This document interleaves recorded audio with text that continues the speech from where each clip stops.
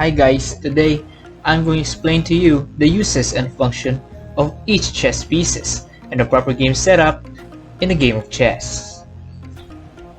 So first of all, I would like to share to you the history of chess. So what is chess? Chess is believed to have been invented 1500 years ago in India.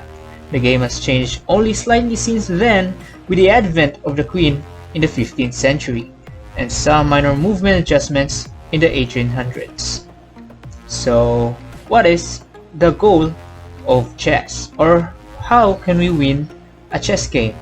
So in order for us to win a chess game, we need to deliver a checkmate, or should we say trapping your opponent's king. So let's go to the general chess rules.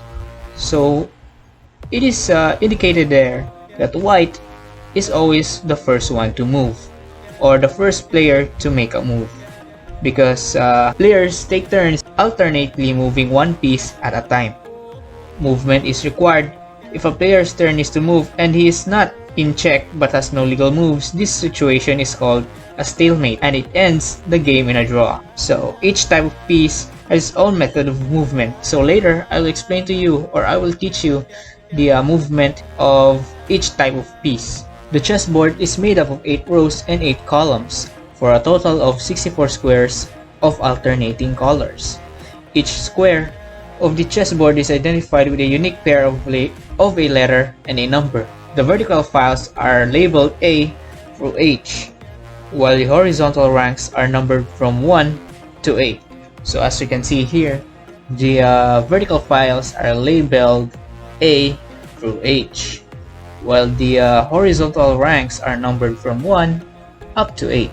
In the initial position setup, the light queen is positioned on a light square. So as you can see here, the light queen is positioned on the light square, and the dark queen is situated on the dark square.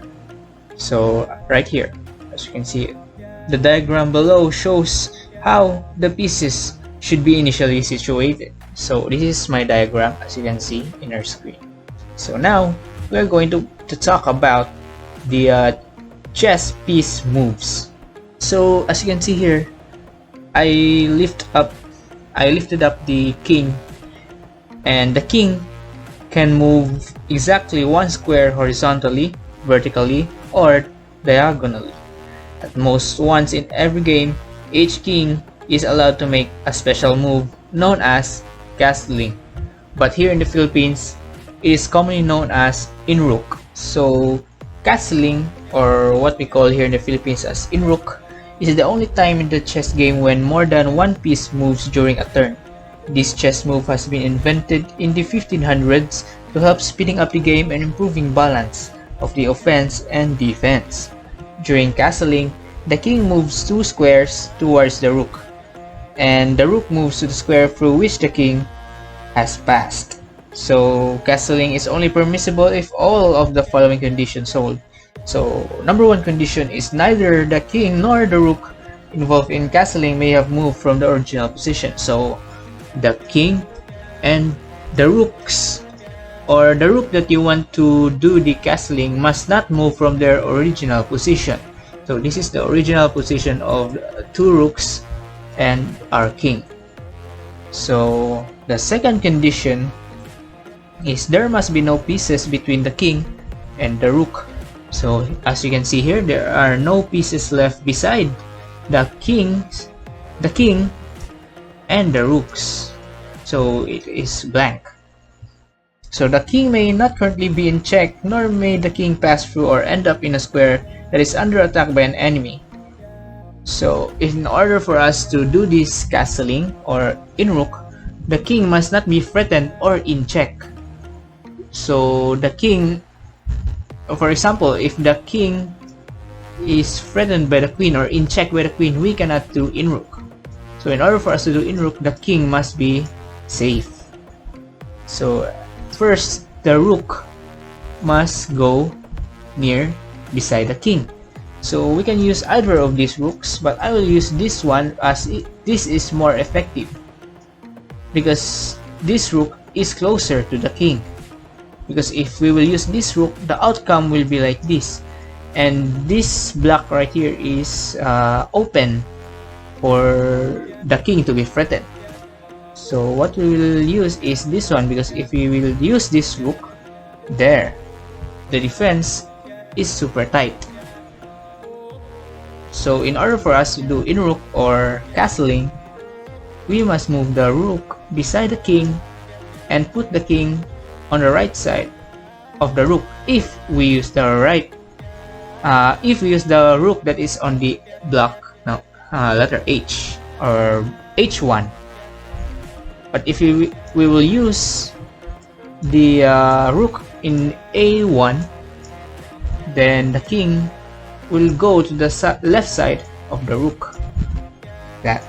So I will now proceed to the next piece. The queen can move any number of vacant squares diagonally, horizontally, or vertically. So the queen here, I lifted up the queen, can move. The queen can move diagonally, horizontally, and vertically. So you can move like this or like this, and you can move like this, and he can also move like this. So anywhere, but of course the queen cannot move in the L way like the horse. So I will explain later. The rook can move any number of vacant squares vertically or horizontally. It also is moved while castling. So like what I've demonstrated earlier, the rook can move while castling the king. So here, this is what the rook looks like. So the rook can move vertically or horizontally. So the rook can move vertically like that or horizontally like that. And the next piece is the bishop.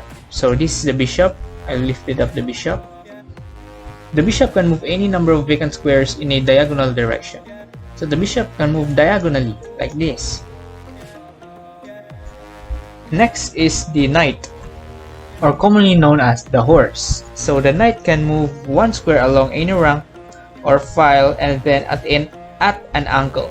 So the knight's movement can also be viewed as an L or laid out at any horizontal or vertical angle. So as what I said earlier, the horse here, I lifted the horse.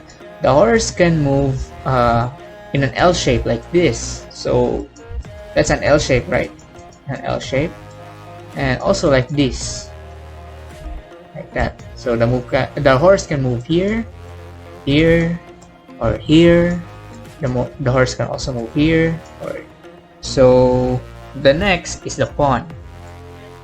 The pawns, or the pawns, because there are many, can move forward one square if that square is unoccupied.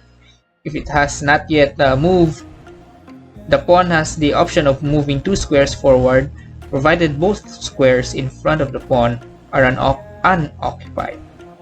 A pawn cannot move backward, but pawns are the only pieces that capture differently from how they move.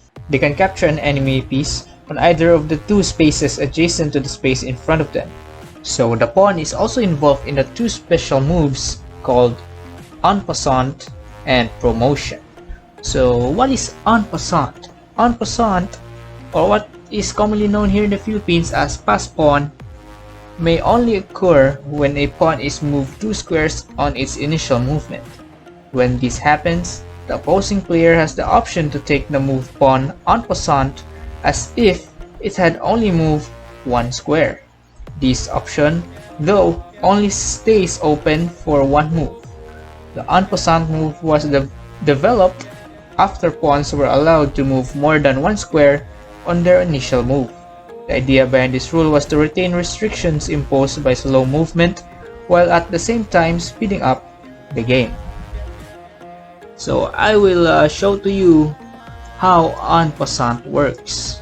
So assuming that the pawn of the enemy right here has moved 2 blocks and your pawn has also moved 2 blocks, but instead of eating this pawn of ours, the enemy move one block forward. So in order for us to execute Unpoissant, we will move diagonally towards this pawn, or moving forward diagonally from this enemy pawn.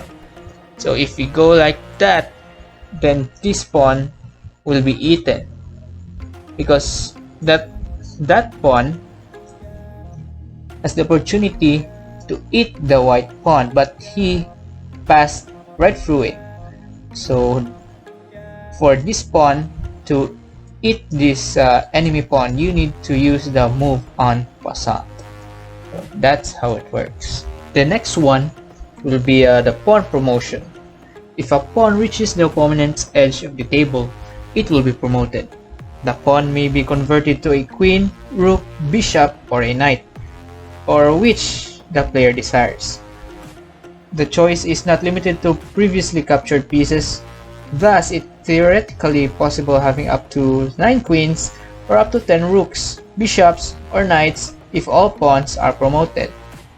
So as you can see here, if your pawns right here will reach on the edge of the enemy's table like that, then you have the opportunity to promote your pawn into a queen or a rook or a bishop or a horse.